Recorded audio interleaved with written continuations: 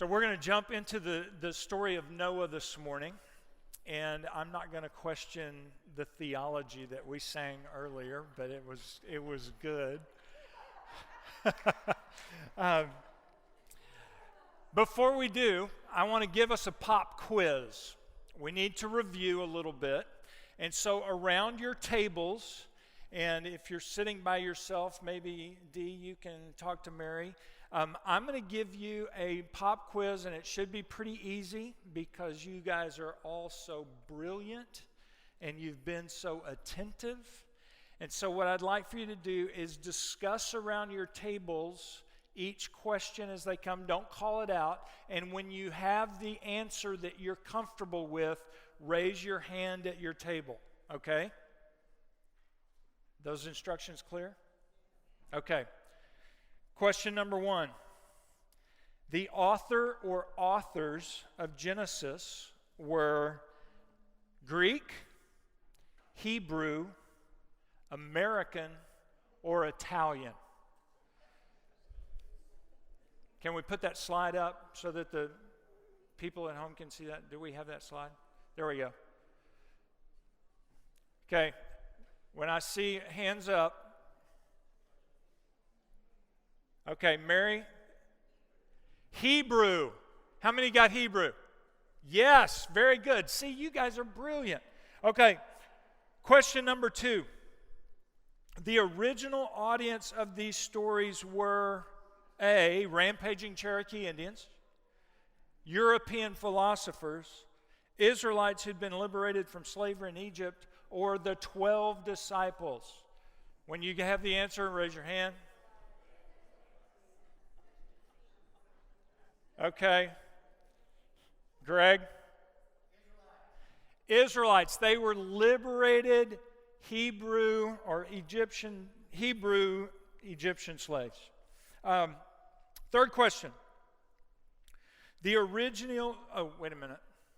So because they were Hebrew and they were liberated slaves, that meant they heard these stories from a what perspective? An Eastern perspective. And how is an Eastern perspective different than a Western perspective? So many ways. Easterners, it's all about discovery for them. It's about story for them. It's not about a transfer of information for them. Okay? You already saw the third question. The original audience first heard these stories on the shore of Lake Ray Hubbard, on top of Mount Ararat, sitting in the pews of a church, or in the Sinai Desert. When you have that, I'm only seeing like a third of. Okay. So Ed, what answer? In the desert. Survey says, ding. Well done. They had been liberated, and they just entered into covenant with this God at Mount Sinai, and they were learning about who their God is. Fourth question. The creation narrative in Genesis 1 is a scientific lab report, science fiction novel, a rom-com, or a poem. Talk around your tables. Lydia? It's a poem. It's a poem. And this next question is related to that. The literary device used in Genesis 1 is called a haiku, sonnet, chiasm, or limerick. What, Bill? Everybody got the answer? The answer is chiasm. And just to remind us, forgot my chart.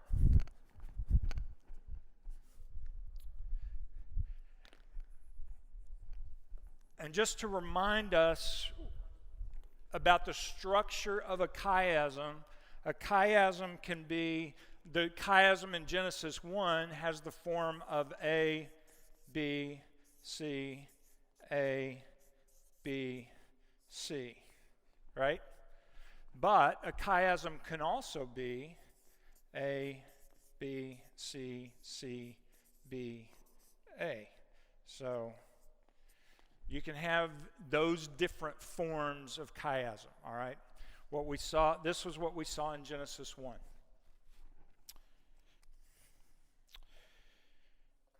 Last question.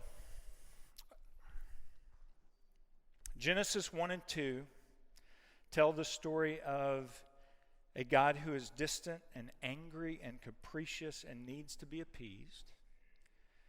A God who is good, who is with us, who is for us, who is not holding out on us. A God who thinks humanity is sinful and needs wiping out. A God who thinks humanity is very good.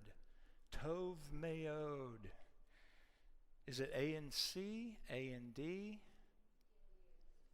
or B and D? B and D. See, you guys are brilliant. You got 100. Well done. Now, I'm going to ask you to have a little more conversation in just a couple of minutes. What we've seen so far in Genesis are these stories intended to communicate to these liberated Hebrew slaves who this God is that they've entered into covenant with, and how different he is from the gods that they are familiar with given their 400 years in Egypt. That this God is a loving God who has created for them a good creation, and that they are to care for that creation, that they are to care for each other. But then we get to Genesis chapter 3, and the first man and the first woman, they make a choice that they're going to do things their way. And it ends up bringing brokenness into creation. Brokenness in their relationship with God, brokenness in their relationship with each other, brokenness in their relationship with creation itself. And so one of the things we've talked about in each of the stories are the problems that we find in the text. Like the different chronologies of creation in Genesis 1 versus Genesis 2. Or like the fact that in the Genesis 1 creation account, we've got, evening and morning of days 1, 2, and 3, but we don't have the sun until day 4. And so how do you have a day without the sun? I mean, there are those kinds of problems that come up in the text. As Westerners, we have been taught to overlook the problems or to try to explain the problems away. Easterners don't do that. Problems for them are clues that draw them deeper into the story and help them to try to find the buried treasure in the story. And so what I want us to do around our tables for the next couple of minutes is I want you, and hopefully you did your homework, because I encouraged you last Sunday to read Genesis 6 through 9 and come up with problems that you find in the text. So around your tables, I want you to talk about, what are the problems that you found in the text in Genesis 6 through 9. And I'm going to give you 2 minutes to do that, and then we're going to hear what the room has to say. So, ready? Talk in church.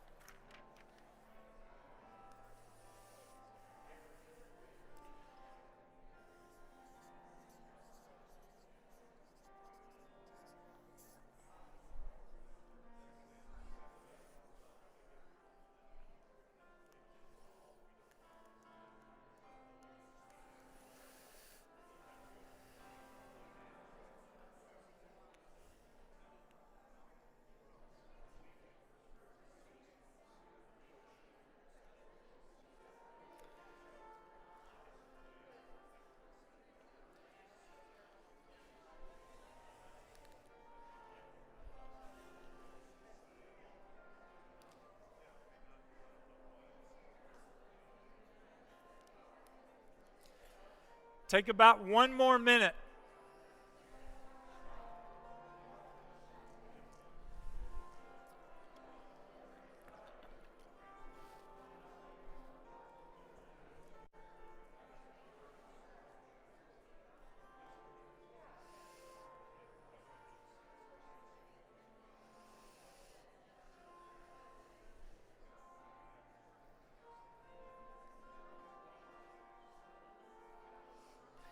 Okay. All right. So, who's got a problem?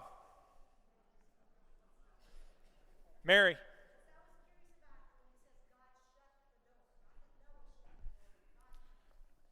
Okay. God shut the door.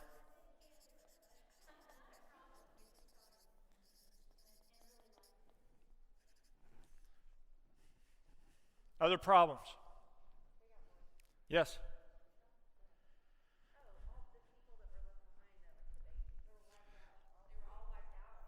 Yeah. Yeah. That God wipes everyone out. How does that square with the loving God that we've seen so far? That's a problem. What else?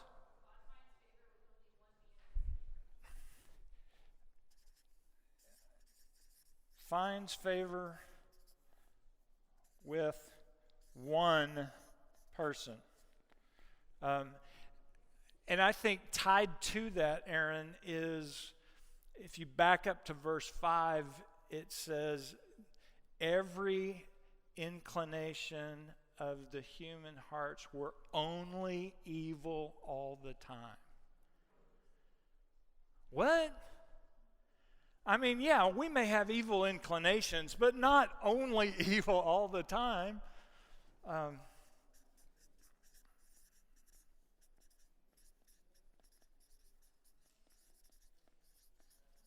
What else?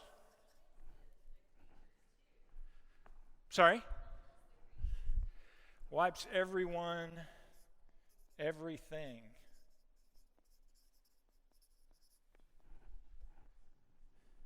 Anything else? Candy.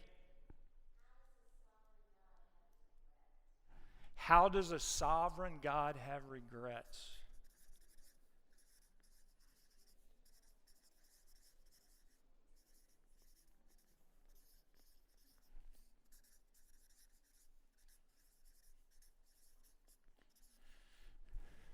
Okay, one more.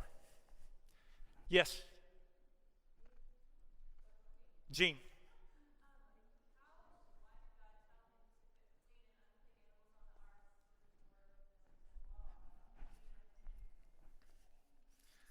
What's the deal about clean and unclean?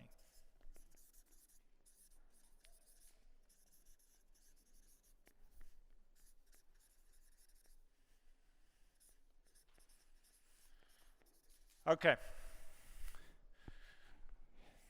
We're not going to deal with all of these this morning, but we will deal with some.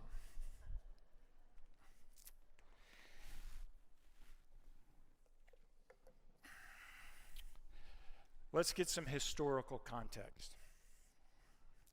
Flood stories were not uncommon. In fact, if you want to this afternoon, go home and Google flood stories, and you will find a ton of them. And many of them predate the Genesis flood story.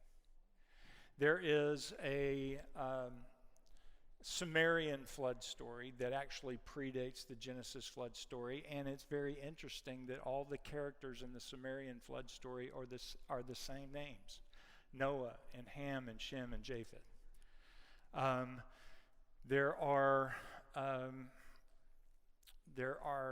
Babylonian flood stories and Egyptian flood stories, and the point is that stories about water and its destructive power to wipe out cities and civilizations were fairly common in the ancient world.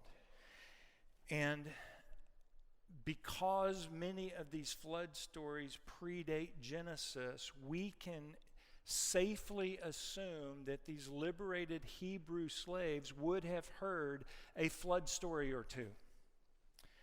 Now, when you have all these different cultures talking about the same event, this leads historians to conclude that something actually happened.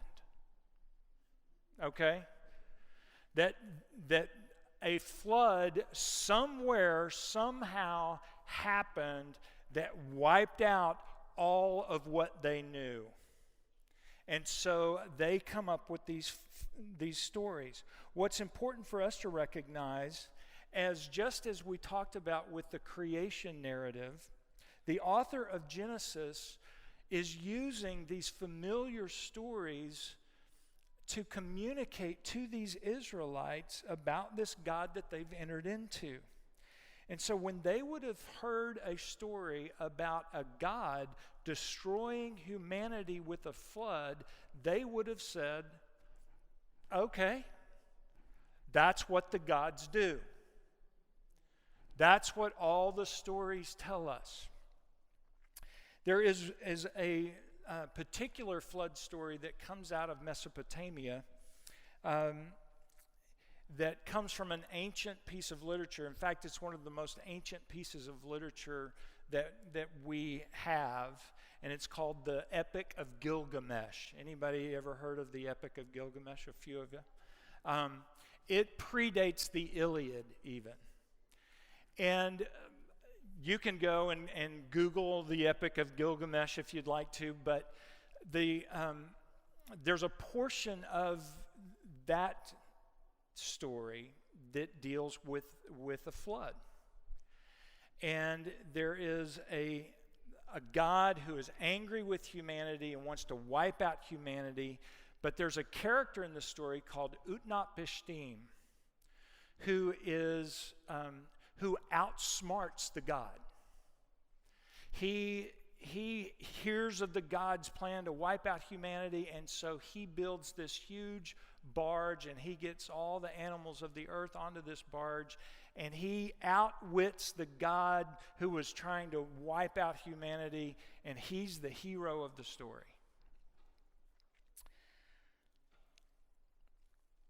That story comes out of Mesopotamia. Anybody know another name for Mesopotamia?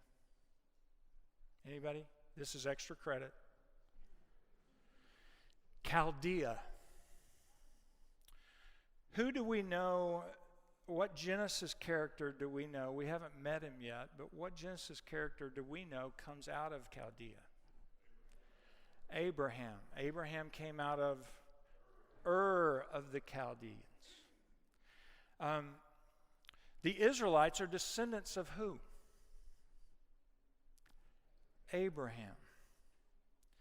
So doesn't it make sense that this author would use a story that Abraham's descendants would have grown up with and rewrite it in such a way to help them come to know this God that they've entered into covenant with? This God is not like the God of Utnapishtim. This God is different. But what makes this God different? Well, let's look at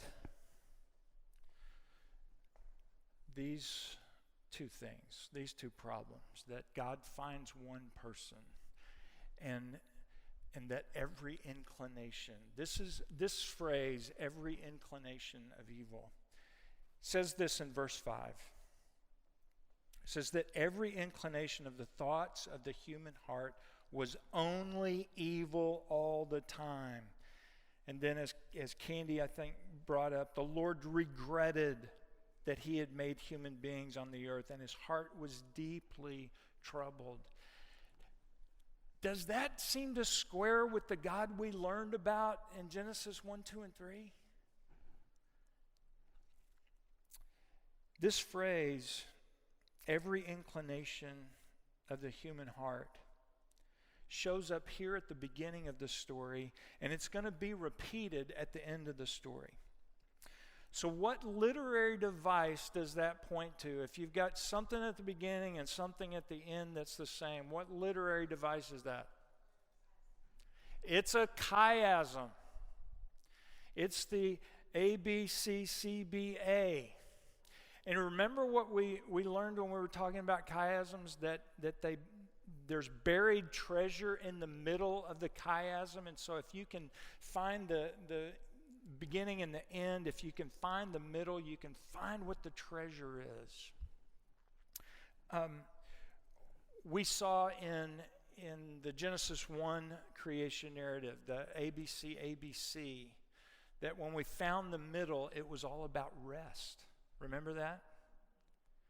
The treasure was about rest, and it was about the Sabbath and how we enter into that. In Genesis 3, there's a chiasm that we didn't look at, but we can put that slide up. In Genesis 3, the chiasm is ABCDCBA. And in the middle of that chiasm is where God says, where are you? And so the treasure, and we talked about this when we looked at Genesis 3, the treasure is we're not where we're supposed to be, namely in the presence of God. That's what God created us for, to be in relationship with Him. And when we take things into our own hands, we realize we're naked. We try to hide. We eat. And we're not where we're supposed to be. Well, here in Genesis 6 through 9, we have an elaborate chiasm. And again, I'm not going to go into the detail. I encourage you to go home and Google chiasms in Genesis. And you can see this one is very elaborate, but you can find it because of the numbers. The simplest way to find it, it looks like this. Genesis, starting in Genesis 7:4 with the numbers. You have 7, 7, 40, 150, 150, 47, and 7. We have a slide for that? We should. There it is. 7, 7, 40, 150, 150, 47, and 7. What's the center of the chiasm? God remembers Noah. Does that strike you as a little weird? Why would God have to remember Noah? Does God have ADD? I mean, he sends this flood to wipe out the earth, and then oh, wait, I forgot. There's a boat. Noah's on the boat. Does God forget? No, so what is it about that phrase? Hold on to that. What I want us to notice is what it says toward the end of verse 8:1. It says, "But God remembered Noah and all the wild animals and the livestock that were with him in the ark, and he sent a wind over the earth, and the waters receded."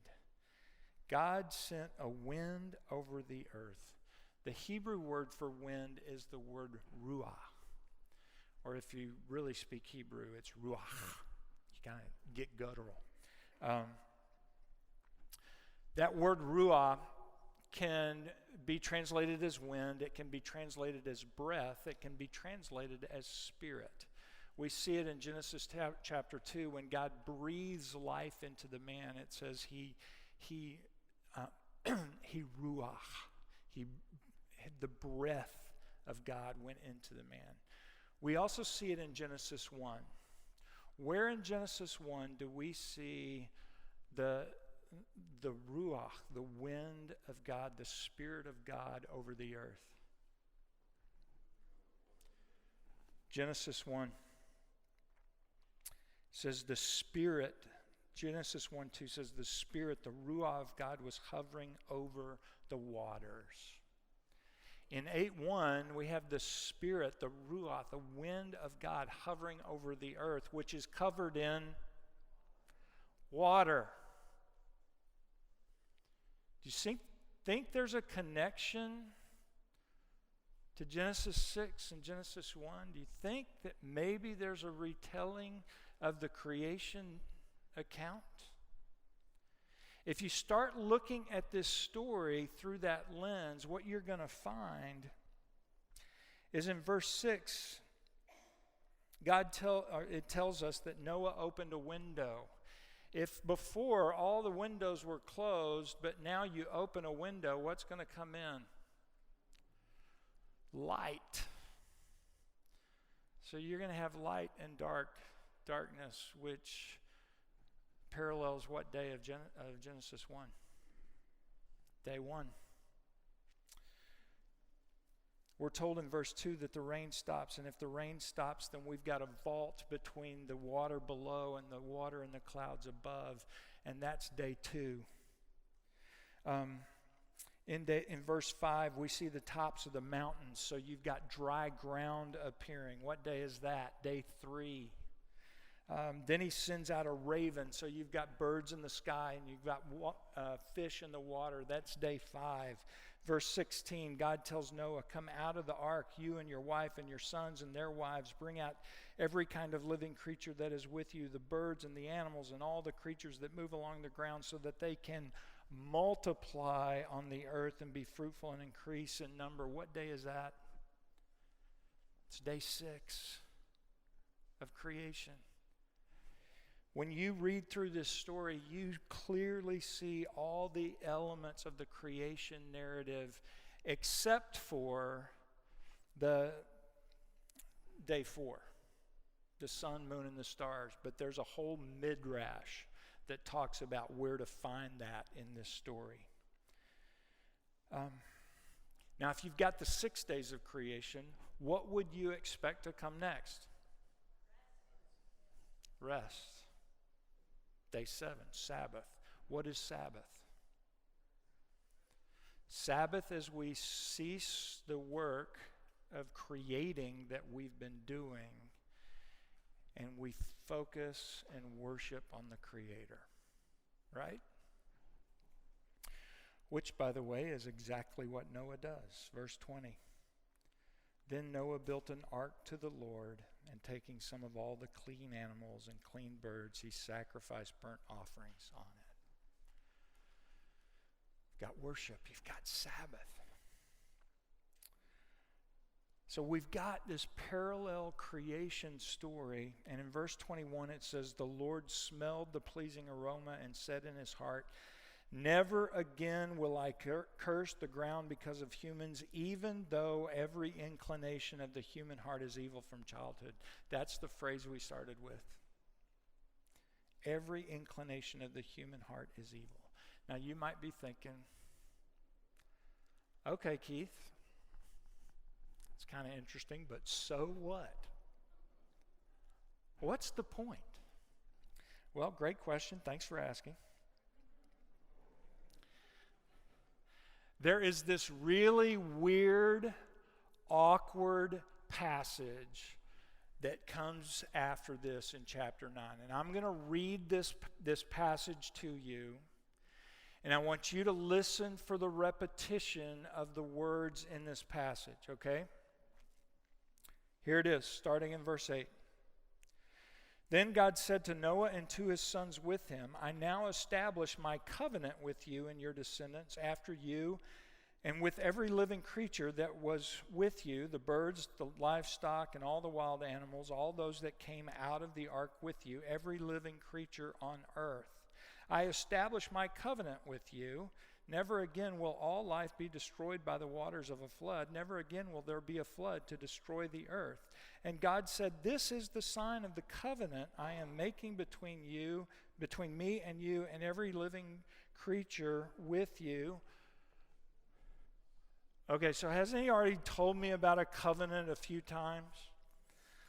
A covenant for all generations to come. I have set my rainbow in the clouds. And by the way, there is no word for rainbow in Hebrew. The word is simply bow. We translate it as rainbow, but the word is bow. I have set my bow in the clouds, and it will be the sign of the covenant between me and the earth. Whenever I bring clouds over the earth and the bow appears in the clouds, I will remember my covenant between me and you and all the living creatures of every kind. Never again will the waters become a flood to destroy all life. Whenever the bow appears in the clouds, I will see it and remember the everlasting covenant between God and all the living creatures of every kind on the earth. So God said to Noah, this is the sign of the covenant I've established between me and all the life on the earth. Is that a little awkward? I mean, if I'm Noah, I'm going to maybe get sarcastic at the end and say, hey, could we maybe make a covenant? You know? So what are the words? What are the words that were repeated over and over and over? I'm sorry? I, like I will. I will. Covenant.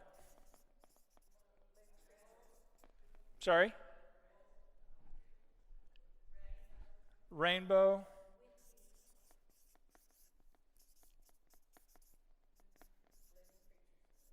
Living creatures.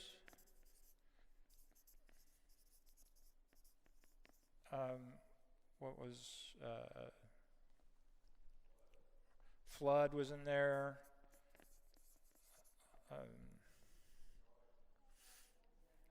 Remember. Never. I mean, there was just so much over and over and over. Why would God do that? Because we're slow. Because we need him to repeat things. Let's talk about the rainbow for a minute. Or the bow in the clouds. What is a bow? Or how would, if an Israelite in the desert would have heard the word bow, what would have come to mind for them? Warfare. A bow. A weapon of destruction.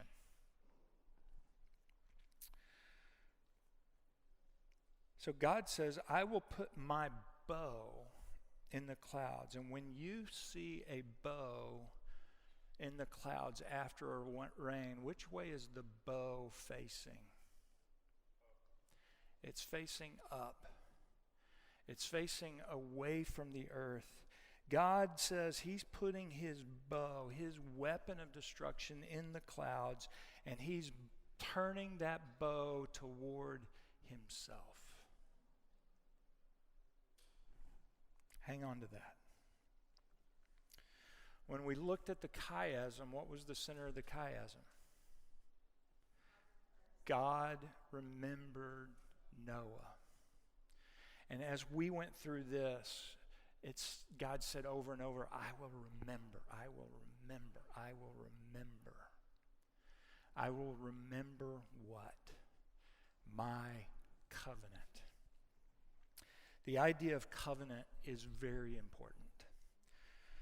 And who is it that initiates the covenant? I will. God does, which is huge. Covenants were a big deal in the ancient culture, and they were called,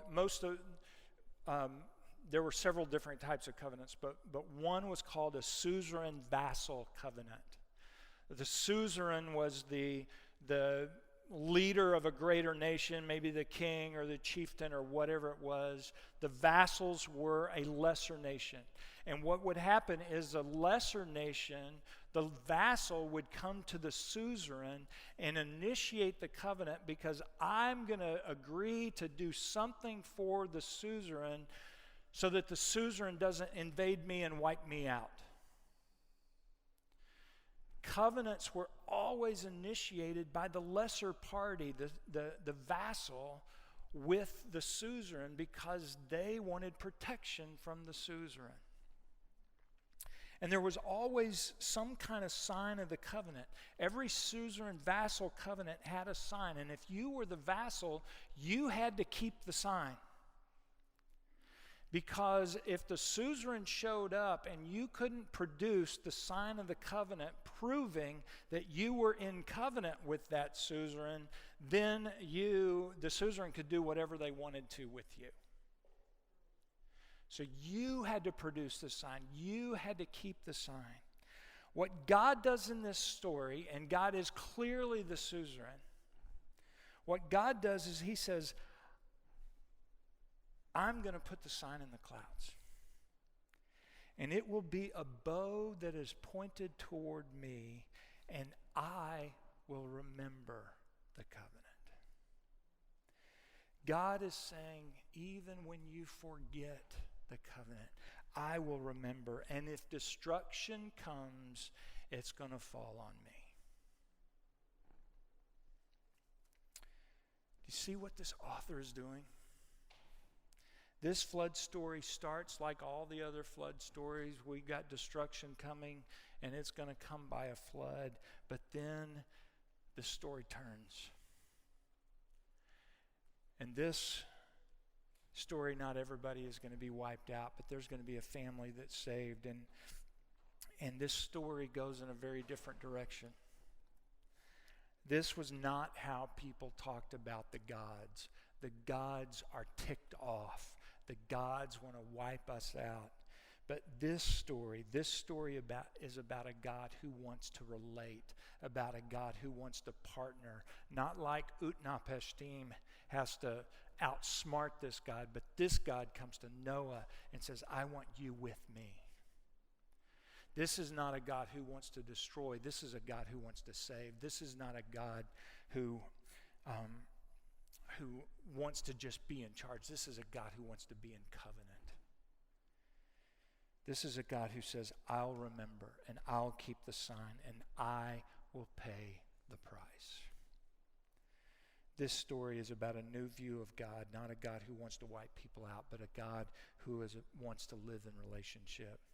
And remember the phrase that we started the story with in Genesis 6:5.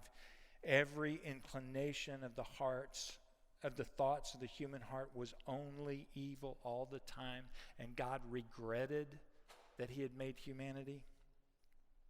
Well, in 8:21, we hear from the suzerain where God says, even though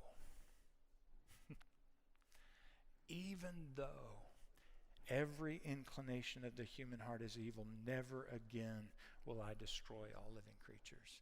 Even though there is wickedness and evil, I will not destroy. This story is about a God who is for creation, who is redeeming creation, who is restoring it and putting it back together. When you compare this God to the other gods that the Israelites would have been familiar with, this God is totally different. Now, some people want to dismiss this story as ancient and primitive. And they say, well, could you really have a boat that big? Could you really get all the animals on the ark? And they want to try to tear it down from that perspective. But when you try to dismiss this story, you miss the point. The point of this story is that at the time this story was first told, this was a mind-blowing new conception of who God is. This was a God who was peaceful, and his greatest intention for humanity was not violence and to wipe them out, but it was about peace and love. That's what you see when you look at this story from an Eastern perspective. Okay, so what, Keith? Well, connect the dots. The idea that God would initiate and establish a covenant with us, which we are merely to receive with gratitude, was not only foreign to an ancient culture, but it is foreign to us. As Bill alluded to in his testimony, we want to deserve it. We want to earn it. We want salvation because we got it, because we were good enough. But what God is saying is, no, you can't be good enough, because every inclination is evil. But even though my grace is available, my mercy is available, and all you can do is receive it, not because it's your covenant, but because it's mine. Friends, that's the grace of God, and just as it was true for Noah, it is true for us. And just as the bow in the clouds is pointed toward heaven, when God sent Jesus to die on the cross for our sin, God was saying, the covenant is on me. If there is destruction that needs to come because of sin, I'll take it. I will die so that you can live. And when God says never, as he does several times in this covenant, we can rest assured of that never. You know, it's a great thing to have God say never. We say never all the time. Oh, I'll never do that. Oh, I would never do that. But we do. We're like Peter, who says, Lord, even if I have to die, I will never disown you. But we do. Friends, when God says never, he lives up to his word. Friends, in this story, we see a God who makes a new creation and extends grace to that creation. We see a God who relates and loves and partners. We see a God who extends mercy and provides a way to escape judgment. The God of the flood is the same God today.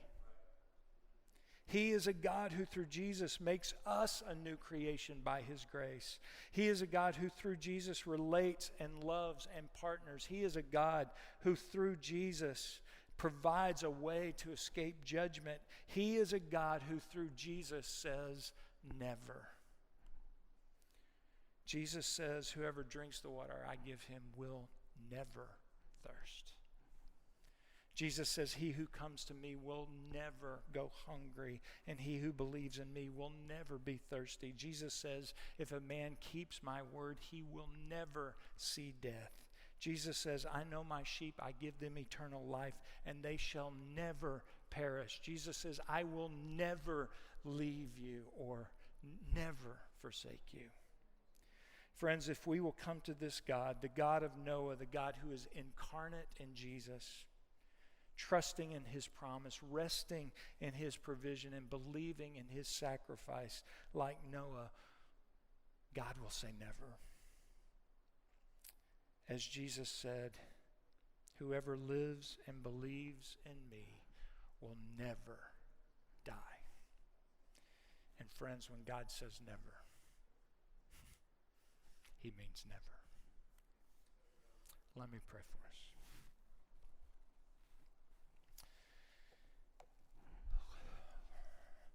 Lord, I thank you for these ancient stories that are timeless. I thank you that the gospel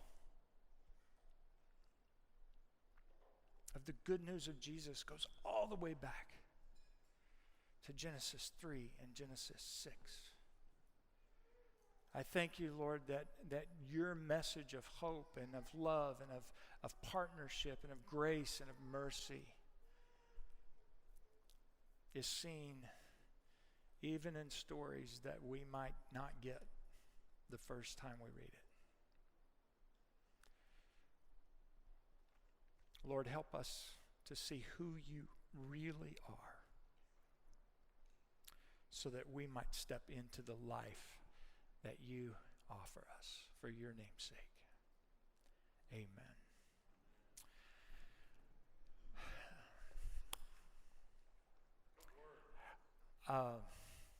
I went really long today.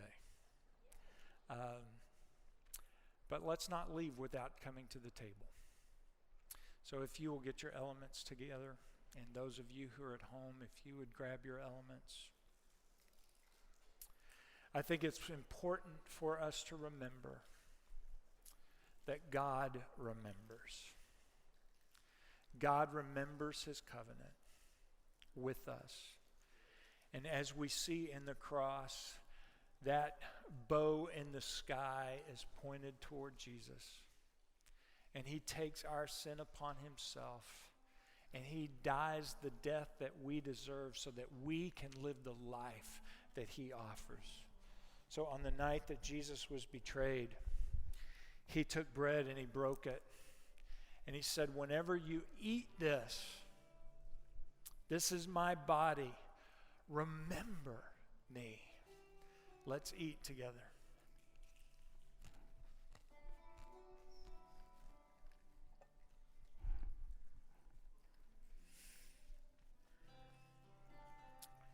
After the meal, Jesus took the cup and he blessed it and he said, this is my blood shed for the forgiveness of sin.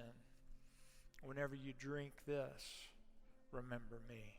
Let's drink together.